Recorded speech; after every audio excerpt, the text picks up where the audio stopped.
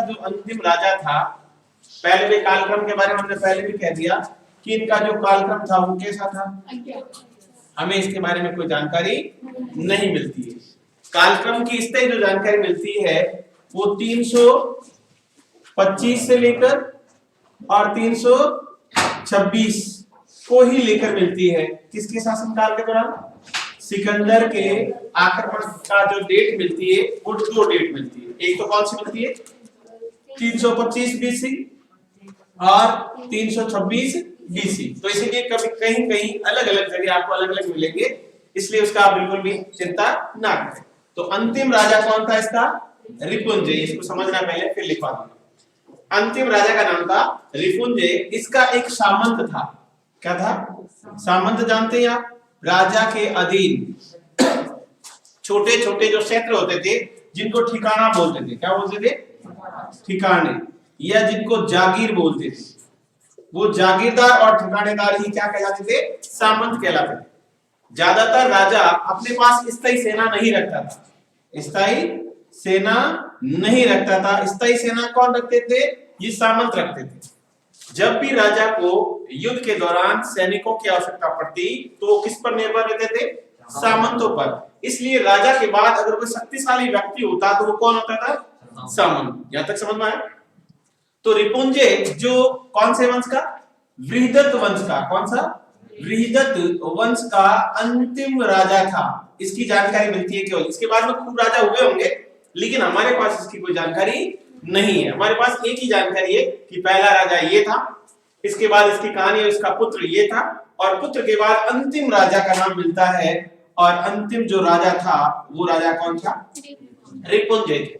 और कहा जाता है कि रिपुंजय का एक सबसे शक्तिशाली सामंत था और सामंत का नाम था भट्टिय। क्या नाम था? चाहे ऐसे लिखो चाहे ऐसे लिखो, भट्टिय। कौन था? भट्टिय। कहते ये भट्टिय जो था रिपुंजय का सामंत था और इसने इसकी हत्या कर दी। क्या कर दी? हत्या कर दी। किसकी? रिपुंजय की। और हत्या करके एक नए वंश की स्थापना कर देता है। और जो अगला नया वंश है वो है हर्यक वंश। कौन सा वंश? हर्यक वंश। इसको पहले सुन लो फिर इसको लिखवा। सबसे पहले है कि अगर पूछा जाए कि हर्यक वंश का प्रथम शासक कौन था तब तो नाम किसका आएगा? भट्टिय का नाम आएगा। किसका आएगा? भट्टिय।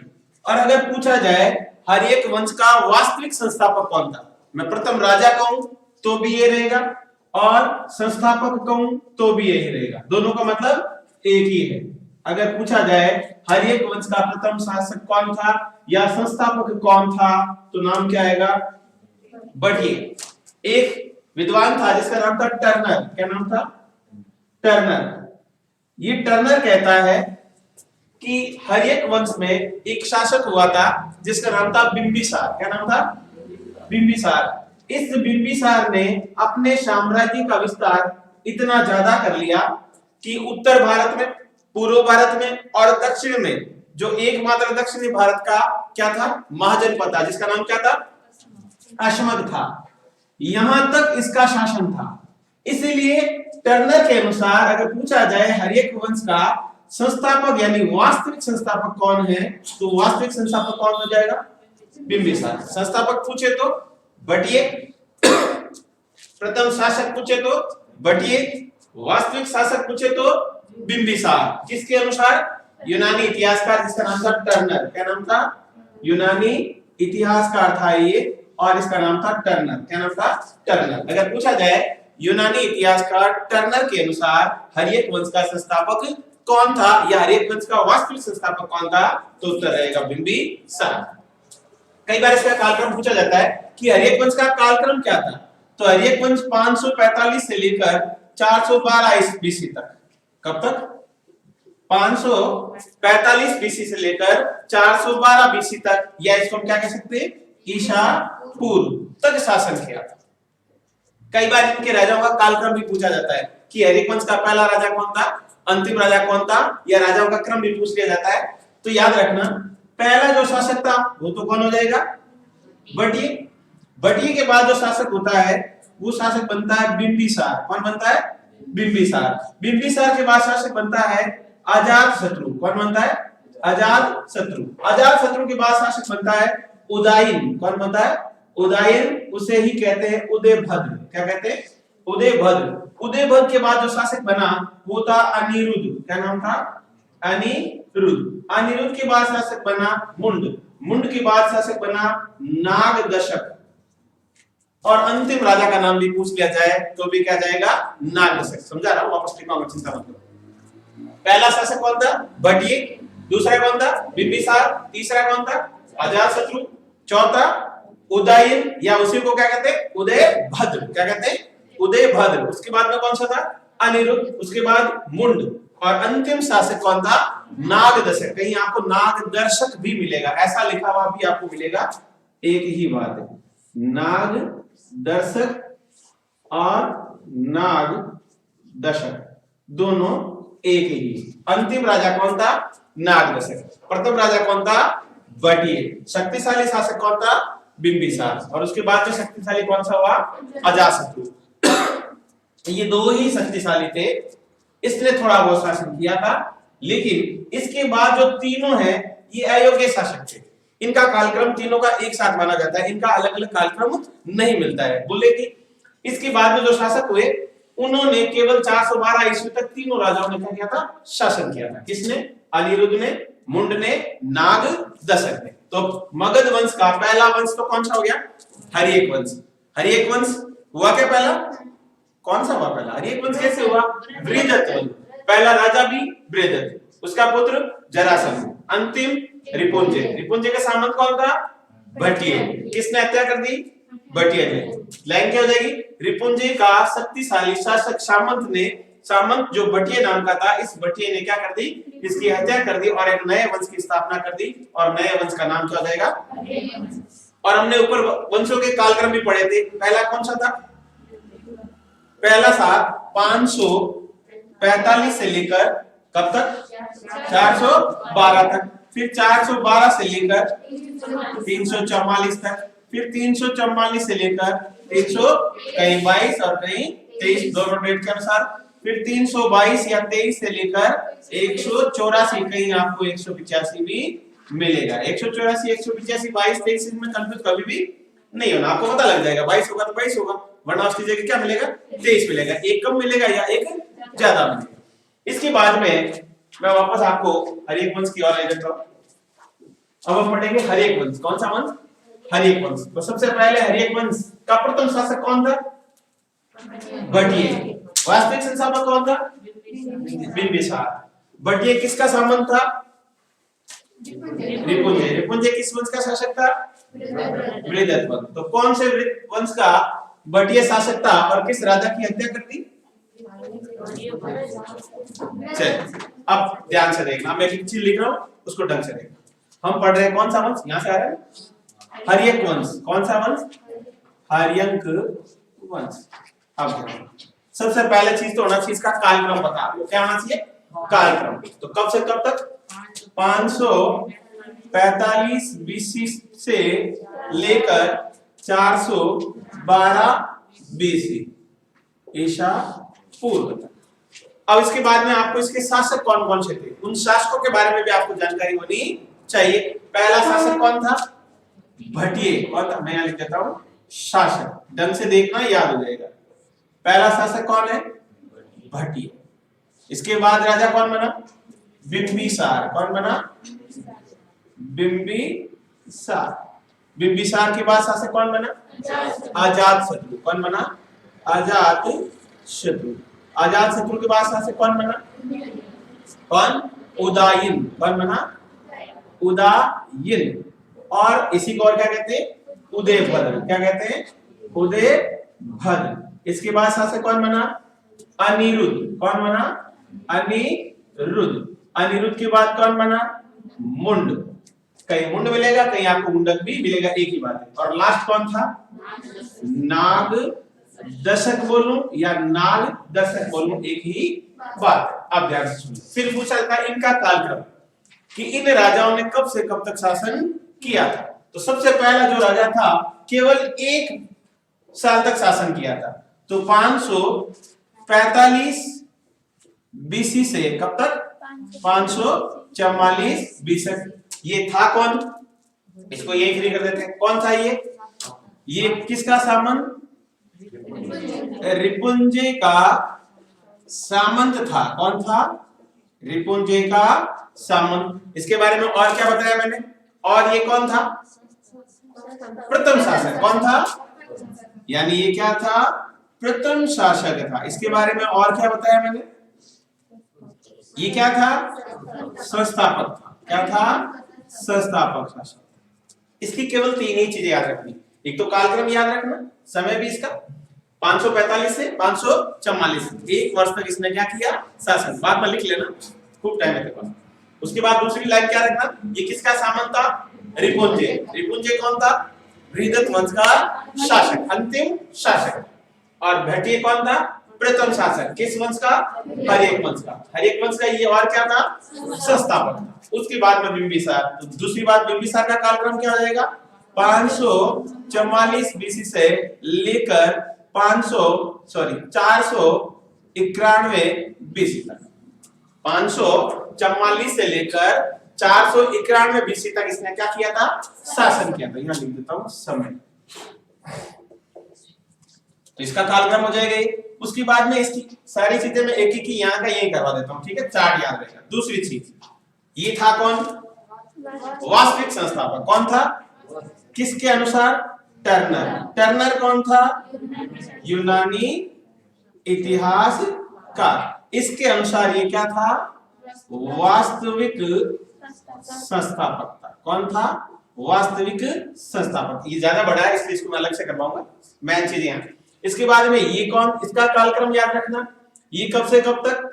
491 बीसी से लेकर 459 बीसी तक इसने क्या किया था? शासन। था कौन?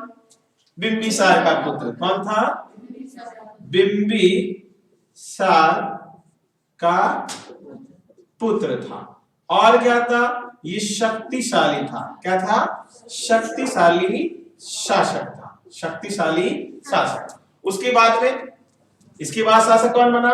उदयन। ये भी कौन? इसका कालक्रम 400, हमेशा क्या याद रखना? 45, 44, 91, 59। नीचे वाली याद रखना, ऊपर वाली तो ऑटोमेटिक वहां आपके चली जाएगी। नीचे वाली चीज हमेशा ऊपर जाएगी, तो उसको तो आपको याद रखना ही नहीं। क्या याद रखना है?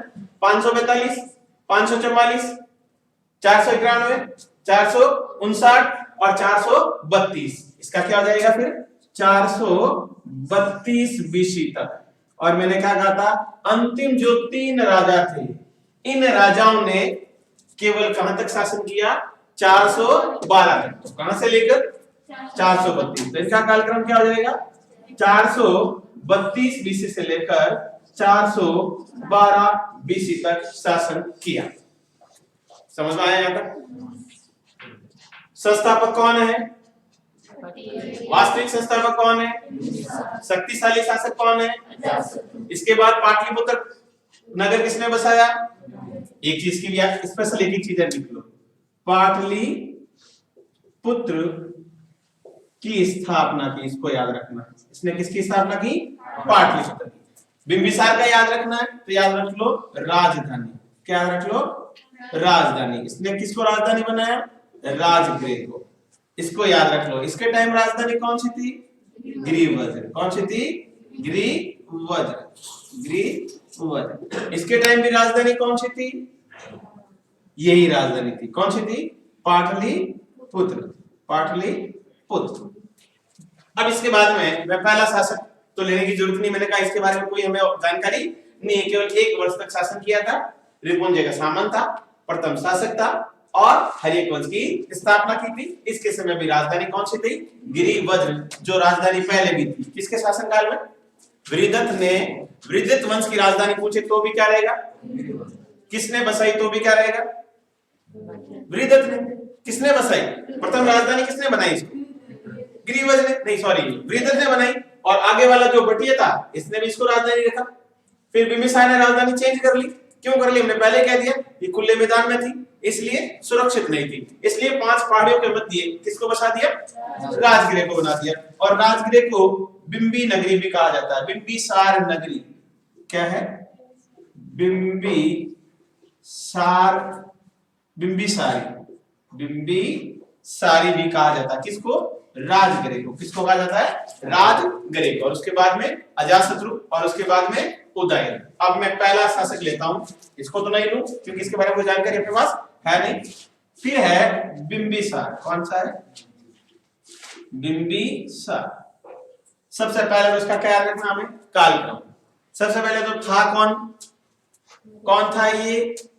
सबसे पहले तो कालक्रम। तो कालक्रम क्या लिख दूं? 544 बीसी से लेकर 491 बीसी तक इसने शासन किया। दूसरी चीज था कौन ये था हर्यक वंश का संस्थापक। वो भी कैसा? वास्तविक। हर्यक वंश का वास्तविक संस्थापक। तीसरी चीज इसकी क्या थी? संस्थापक ये था, इसका मतलब साम्राज्यवादी राजा नहीं था। ये नहीं था ना, क्योंकि केवल कितने वर्ष तक शासन किया? और ज्यादा शासन इसने नहीं किया। वास्तविक संस्थापक इसको क्यों कहा? क्योंकि इस समय बिंबिसार के शासनकाल में पूरे दक्षिणी भारत तक मगध साम्राज्य में जितने भी छोटे छोटे 16 महाजनपद थे, उनमें से अधिकांश महाजनपदों को मगध साम्राज्य में मिला लिया गया था। इसीलिए टर्नर नामक विद्वान ने इसे क्या कहा था? वास्तविक संस्थापक कहा था। वास्तविक संस्थापक क्यों कहा? किसके कारण? साम्राज्यवादी नीति के कारण। किसके कारण? तो ये कैसा शासक था? साम्राज्यवादी शासक था। अब ध्यान से सुनना, हर चीज को कड़ी से याद करना। पहला तो क्या रहेगा? समय रहेगा। कब तक? 544 से लेकर 491। वास्तविक संस्थापक था। क्यों था? उसका उत्तर क्या है? साम्राज्यवादी शासक था। क्या था? साम्राज्यवादी शासक। अब तीसरा इसी का प्रश्न बनेगा, साम्राज्यवादी शासक था इसलिए कौन कौन सी नीतियों को अपनाया? अपने साम्राज्य का विस्तार करने के लिए बिंबिसार ने कौन कौन सी नीतियां अपनाई? किसके लिए? साम्राज्यवादी होने के कारण अनेक नीतियां अपनाई। क्या की इसने? अनेक नीतियां अपनाई। और अनेक नीतियों का मतलब जानते हैं? नीतियां क्या? नीतियों का मतलब है कि क्या सभी राजाओं के साथ ये युद्ध लड़कर मगध में उनके विलय कर सकता था? नहीं कर सकता था। तो ये क्या करता था? किसी के साथ। नीतियां कौन कौन सी? पहली नीति ध्यान से सुनना, अगर जो नीतियां बनाई गई थी, इसने सोचा कि कुछ राज्य ऐसे हैं जो बड़े हैं, उनके साथ में सीधा आक्रमण करके उन्हें अपने अधीन नहीं कर सकता। तो इसने वैवाहिक नीति अपनाई। कौन सी? वैवाहिक नीति अपनाई। कुछ राजाओं की पुत्रियों के साथ इन्होंने क्या कर लिया? विवाह कर लिया। तो उन्होंने कुछ चीजें दहेज में दे दी और कुछ साम्राज्य उनको साथ में ही दे दिया। पहली नीति। दूसरी, अब मान लीजिए किसी की पुत्री है ही नहीं या है तो उसकी शादी हो गई, तो क्या करे? तो इसने मैत्रीपूर्ण संबंध अपनाया। कैसा? मैत्रीपूर्ण नीति अपनाई। दूसरी नीति क्या अपनाई? मैत्रीपूर्ण नीति। और जो तीसरी नीति अपनाई वो नीति थी युद्ध नीति। कौन सी नीति? युद्ध नीति। इन्होंने 3 नीतियों का उपयोग करते हुए अपने मगध साम्राज्य का लगभग संपूर्ण भारत में, थोड़ा सा नीचे वाला दक्षिणी भाग छोड़ दिया जाए या थोड़ा सा पश्चिम वाला भाग छोड़ दिया जाए, तो संपूर्ण भारत पर किसका शासन था? मगध का। किसका था? मगध का। तो और मैं कह सकता हूं, चौथी चीज में क्या जोड़ सकता हूं? चौथी ये जोड़ सकता हूं कि हर्यक या वृहद मगध। कौन सा? वृहद मगध साम्राज्य की नींव डाली। वृहद का मतलब बहुत बड़ा मगध साम्राज्य फैलाने वाला, नींव डालने वाला व्यक्ति भी कौन था? बिंबिसार। इससे पहले वाला था क्या? नहीं था। केवल कितने वर्ष तक शासन किया? 1 वर्ष। तो मगध छोटा था। छोटा नहीं होता तो 16 महाजनपद नहीं होते। अगर छोटा नहीं होता तो क्या 16 महाजनपद होते? नहीं होते। महाजनपदों की संख्या क्या हो जाती? कम हो जाती। लेकिन इसके शासनकाल में आते आते महाजनपदों की संख्या क्या हो गई? कम हो गई। इसका मतलब वो गए कहां? वो सारे के सारे किस में विलय हो गए? मगध में। कहां मिल गए वो? मगध में। कुछ मैत्रीपूर्ण से मिल गए, कुछ वैवाहिक से मिल गए, कुछ युद्ध नीति से मिल गए। इसीलिए हमने क्या लिख दिया? वृहद मगध साम्राज्य। क्या लिख दिया? वृद्ध मगध साम्राज्य की नींव डालने वाला शासक कौन था? तो उनका कह सकते हैं बिंबिसार। क्या कह सकते हैं? बिंबिसार। इसके बाद में इसने हमने ऊपर कहा कि इन्होंने कौन सी नीति अपनाई? वैवाहिक नीति अपनाई। कौन सी नीति? वैवाहिक। तो इन्होंने विवाह भी किया था। कौन कौन से क्षेत्रों के साथ? 3 क्षेत्र थे। एक तो आपको पता है, आपने वज्जी की राजधानी पढ़ी। वज्जी की राजधानी कौन सी थी? कौन सी थी बताओ? वज्जी की राजधानी क्या थी? वैशाली नहीं थी क्या? अरे वज्जी की राजधानी वैशाली थी या नहीं थी? पीछे वाले बोल रहे हो और आगे वाले याद करते जा रहे हो। हमेशा रिवाइज करते हैं हफ्ते में एक बार। तो वैशाली की वज्जी की राजधानी कौन सी थी? वैशाली। और वैशाली का जो राजा था उसका नाम था चेटक। क्या नाम था? चेटक। और चेटक की पुत्री थी जिसका नाम था चेलना। क्या था? चेलना। उसी को कहते थे वापसी। उसका और नाम क्या था दूसरा? चाहे वापसी कहूं, वापसी कर ली, या फिर क्या कहूं, चेलना, एक ही बात है। उसके साथ उसने वैवाहिक संबंध की नीति अपनाई। कौन सी? यानी मैं अगर कहूं कि पहले इसने कौन सी नीति अपनाई? वैवाहिक। और पहले किसके साथ अपनाई? वैशाली के साथ। किसके साथ? वैशाली क्या है? वज्जी की राजधानी।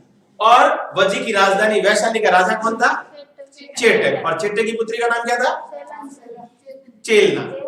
चेतना नहीं, क्या था? चेलना। और उसी को हमने दूसरा नाम क्या दिया था? वापसी। उसके साथ उसने क्या कर लिया? विवाह किया। और दूसरा एक हमने पढ़ा था कौशल। क्या पढ़ा था? कौशल। कौशल की राजधानी कौन सी थी? कौशल की राजधानी एक जाकर याद करना। कौशल का एक राजा था, हाँ छोड़ दो, बाद में पढ़ना, कोई ना। कौशल का राजा था जिसका नाम था प्रसेनजीत। क्या नाम था? प्रसेनजीत। ये तो पढ़ा आपने पहले, गौतम बुद्ध के समय भी हमने इसको पढ़ा था कि कौशल का जो राजा था प्रसेनजीत, इसने भी इसके साथ वैवाहिक नीति अपनाई। और प्रसेनजीत की एक बहन थी जिसका नाम था कोसला देवी। क्या नाम था? उसी को हमने कहा महाकोसला। क्या कहा? कोसला देवी या महाकोसला देवी, दोनों का मतलब एक ही थी। कौन? प्रसेनजीत की बहन। प्रसेनजीत कहां का शासक था? कौशल का शासक। कहां का शासक? कौशल का शासक था। उसके साथ भी, लेकिन जो कोसला देवी थी, जो मां कोसला देवी थी, उसको सजने धवरने में बड़ा टाइम लगता था। सबसे ज्यादा उसके पैसे खर्च होते थे मेकअप पर। ओह, ये क्या था भाई? हाँ होता है, ये बड़ी बात नहीं। इसीलिए उसने कहा कि मैं शादी तो कर लूंगी, लेकिन मुझे देश में एक इतना बड़ा क्षेत्र दे दो जिससे मेरे मेकअप का सामान आ जाए। हाँ, तब उसको ये याद रखना, मेकअप का साधन देने के लिए यानी स्नान और श्रृंगार में सबसे ज्यादा पैसे वो खर्च करते थे। इसीलिए उसे एक देश में दिया था, और देश की प्रथा वहां से प्रारंभ हो गई। और देश दिया था काशी। क्या दिया था? काशी। काशी नहीं, काशी। काशी क्या था? किसके क्षेत्र का था? कौशल का। किसका क्षेत्र का था? कौशल। यानी प्रसेनजीत का काशी पर क्या था? अधिकार था। इसीलिए अपने बहन को दहेज में क्या दे दिया? काशी दे दिया। तो काशी से उसकी पूर्ति हो जाती थी। और तीसरा विवाह किया था मद्र देश। मद्र देश का वर्तमान में पंजाब में। कहां पर है? पंजाब में। मद्र देश की राजधानी राजकुमारी जिसका नाम था क्षेमा, या उसी को कहते हैं खेमा। क्या कहते हैं? खेमाधनी। खेमा बाबा। खेमा बाबा तो कौन था? खेमा, या उसी को कहते हैं सेमा। और तीसरा हमने क्या कहा था? मैत्रीपूर्ण नीति। दूसरी नीति कौन सी है? 3 विवाह किए थे वैवाहिक नीति के द्वारा, और तीनों को अपने साम्राज्य में मिला लिया। और दूसरी थी मैत्रीपूर्ण नीति। हमने एक प्रश्न मैंने बोला था कि भारत के बाहर कितने महाजनपद थे? 2। कौन कौन से? गांधार। तो गांधार का एक राजा था, इसका नाम भी पहले मैंने लिखा था, पुष्कर सारिन। क्या था? पुष्कर सारिन। उसने अपना राजदूत भेजा था किसके दरबार में? बिंबिसार के दरबार में। ये किसका संकेत करता है? मित्रता का। किसका संकेत करता है? तो मित्रता के द्वारा गांधार को भी इसने क्या कर लिया? अपने साम्राज्य में मिला लिया। और एक और जिसका नाम था प्रद्योत या चंड प्रद्योत, जो राजा था, कहां का राजा था? अवंती का। कहां का राजा था? अवंती का राजा। या तो उसको प्रद्योत बोलो तो भी एक ही बात है, और चंड प्रद्योत बोलो तो भी एक ही बात है। वो बीमार था, और उसको कौन सा रोग था? पांडु रोग। पांडु रोग जानते? पीलिया। पीलिया तो जानते? पीलिया रोग से वो ग्रसित था। इसलिए बिंबिसार के दरबारी, कई बार प्रश्न आता है जीविक कौन था? जीविक या जीवक कौन था? तो एक राजवेद था। किसके दरबार का? कौन? जीवक। नाम क्या था? जीवक था। कौन? राजवेद। किसके दरबार का? बिंबिसार। तो इसने अपने राजवेद जीवक को कहां भेजा था? चंड प्रद्योत के दरबार में, जो कहां का था, अवंती का। और अवंती की भी राजधानी कितनी थी, कौन सी, उज्जैनी और महिष्मती, उज्जैनी और महिष्मती। राजधानी एक घर जाकर एक बार वापस पढ़ना, एक बार यहां तक होता फिर आगे लिखो फटाफट होता। BC से लेकर 400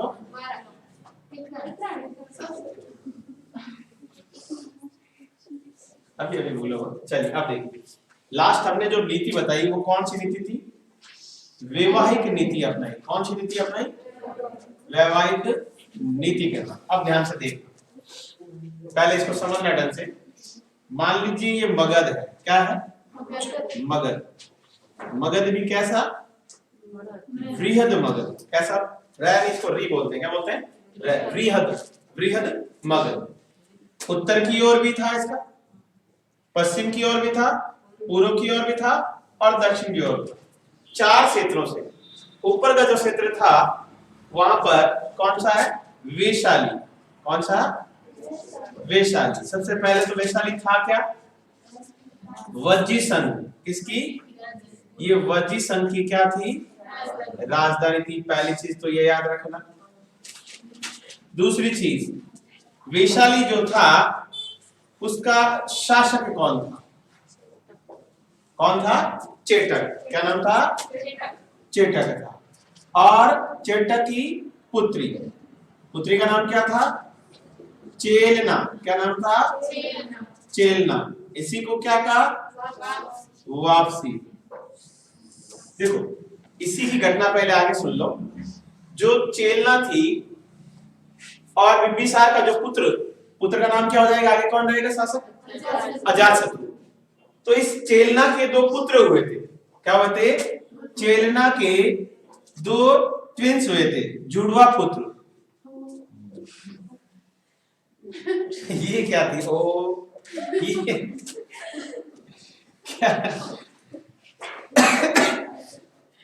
चलिए जुड़वा पुत्र थे। सुन लीजिए पहले, एक का नाम था हल। क्या नाम था, अब मत करना ओ। और एक का नाम था बेहल। क्या नाम था, एक का नाम था हल, दूसरे का नाम था बेहल। अचानक बिंबिसार का जो पुत्र होता है जिसका नाम था अजातशत्रु। क्या नाम था, अजातशत्रु। अजातशत्रु इसकी हत्या कर देता है। किसकी हत्या कर देता है, बिंबिसार की। किसकी हत्या, लेकिन प्रश्न आता है कि गौतम बुद्ध की मृत्यु से कितने साल पहले अजातशत्रु ने बिंबिसार यानी अपने पिता की हत्या कर दी। और इसका क्या प्रश्न बनता है, एकमात्र विश्व का पहला वंश जिसे पितृहंता के नाम से जाना जाता है, पितृहंतीय वंश, कौन सा, इसके सभी पुत्रों ने अपने पिता की हत्या की और बाद में स्वयं शासक बने। इसलिए इसको क्या कहा जाता है, पितृहंता वंश। क्या कहा जाता है, पितृहंसा वंश। किसको, हर्यक वंश को। प्रश्न आ जाए भारतीय इतिहास का पहला पितृहंता शासक कौन था, तो उत्तर क्या रहेगा, अजातशत्रु। क्योंकि उसका पुत्र कौन था, अजातशत्रु। तो उसने क्या कर दी, बिंबिसार की हत्या कर दी। तो ये दोनों कहां चले जाते हैं, चेटक के पास। ये दोनों कहां चले जाते हैं, चेटक के पास। चेटक कौन था, नाना। चले जाता। कहां चला जाता है, नाना के पास चला जाता है। किसके पास, नाना। बाकी की घटना बाद में पड़ेगी। यहाँ का जो शासक था उसका नाम क्या था, जगह थी कौशल। और कौशल की राजधानी कौन सी थी, श्रावस्ती। कौन सी थी, श्रावस्ती। इसको भी याद रखना, ये क्या थी, राजधानी। कौशल का राजा कौन था, शासक, प्रसेनजीत। कौन था, प्रसेनजीत। जितना ज्यादा बोलोगे उतना ज्यादा दिमाग काम करेगा, वरना जंग लग जाती है।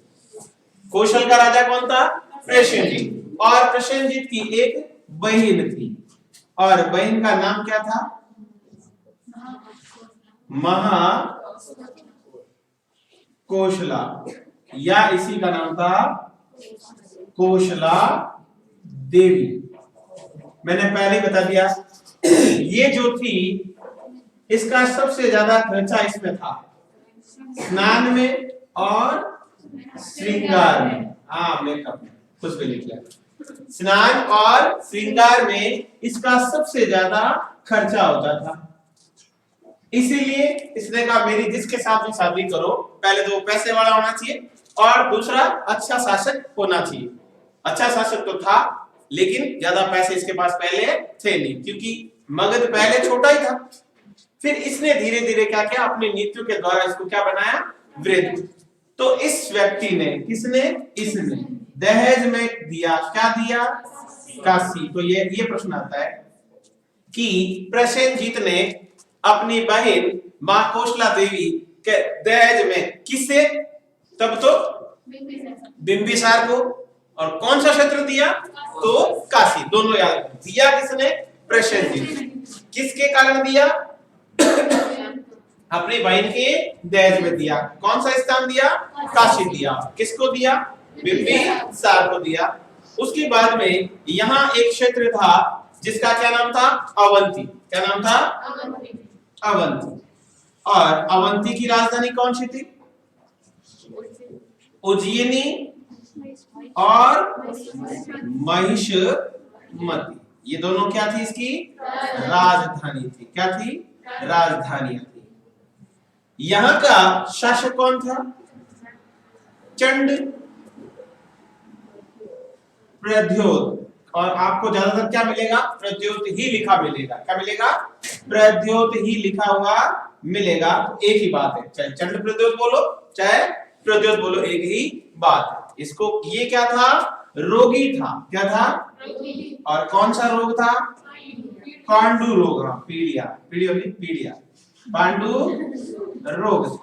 इसीलिए इसका इलाज करने के लिए, इस रोग का इलाज करने के लिए किसको भेजा, जीवक को भेजा। जीवक था कौन, बिंबिसार का राजवेद था। कौन था, बिंबिसार का राजवेद था।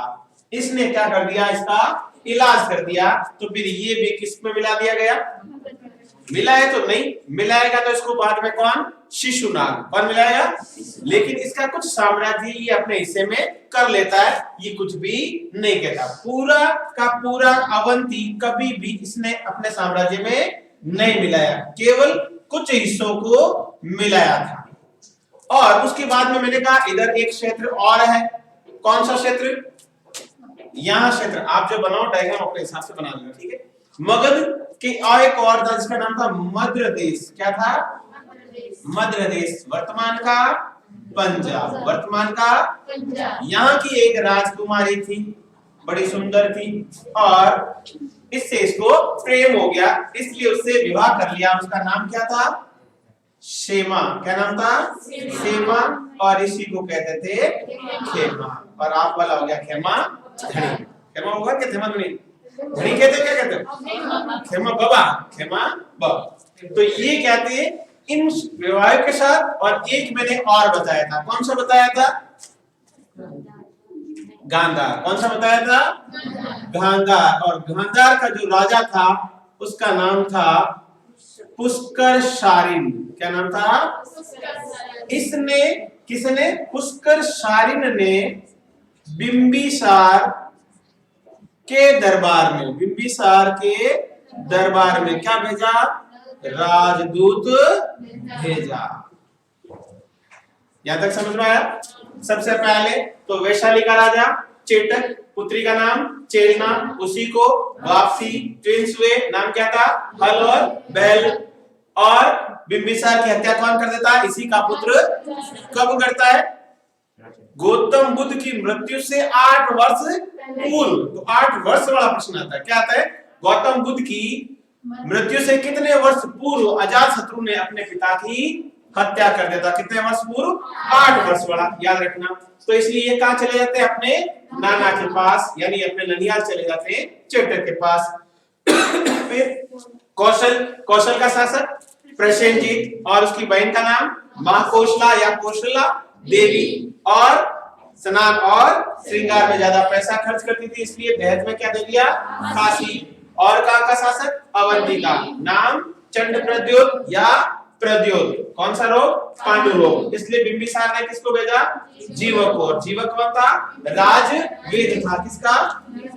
और उसके बाद में मैंने कहा था एक और राजधानी, कौन सा? मध्य प्रदेश, जो वर्तमान में कहां है? पंजाब। राजकुमारी का नाम क्षेमा, या उसी को कहते हैं खेमा। इससे कर लेता है विवाह। और मैत्रीपूर्ण संबंध किसके साथ?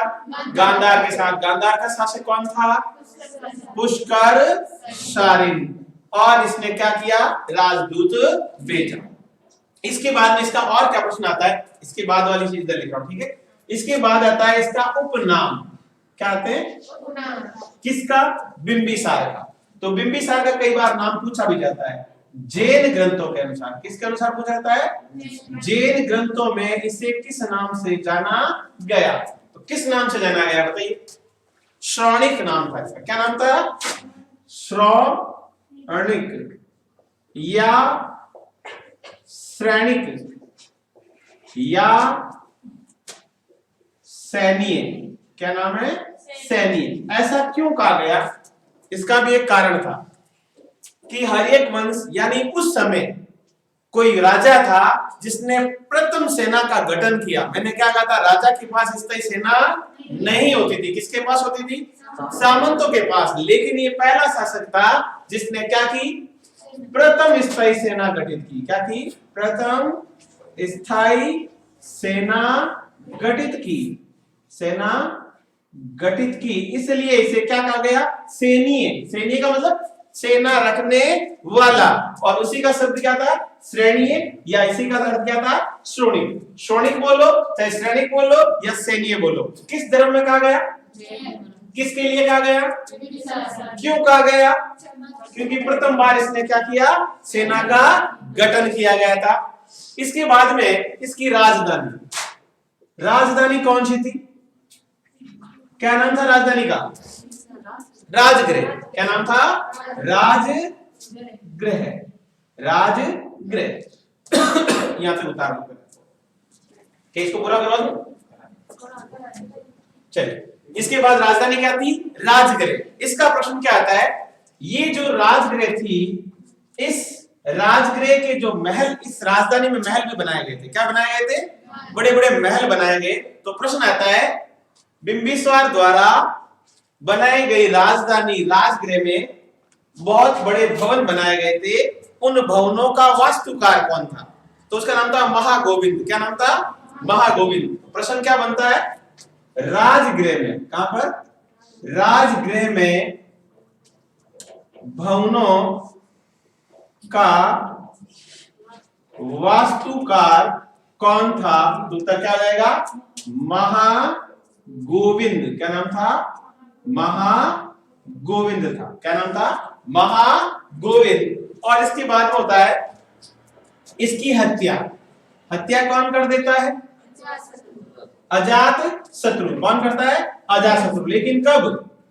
गौतम बुद्ध की मृत्यु के 8 वर्ष पूर्व अजात शत्रु बिंबिसार, यानी अपना पिता बिंबिसार की हत्या कर देता है। उतार जगह नहीं है, बात कुछ होगा।